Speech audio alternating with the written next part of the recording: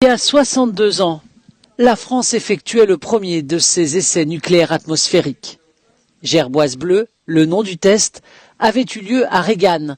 Les habitants de la région, des décennies plus tard, vivent toujours avec les effets des retombées de ces essais nucléaires.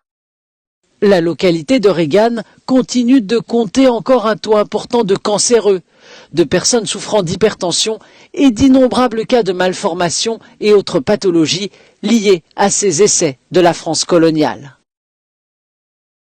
Le 13 février 1960, la vie de cet homme a basculé. Après ce jour-là, tous les Français ont quitté la région en avion pour la France, pendant que nous, on restait là.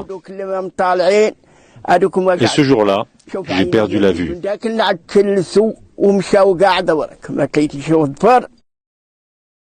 Les essais nucléaires dans le désert ont duré 6 ans, jusqu'en 1966. Un fardeau insurmontable pour leurs parents. Mes deux fils sont handicapés moteurs, je m'en suis toujours occupé, mais aujourd'hui j'ai besoin d'aide.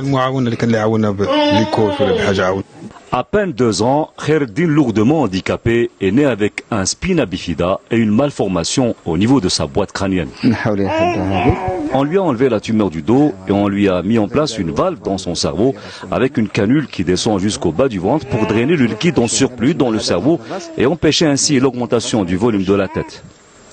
Le Hajj Mohamed Salim Ben Ahmad travaillait dans la base de vie d'Oregon. Lui aussi est une victime collatérale de l'opération Gerboise bleue et sa descendance n'a pas été épargnée.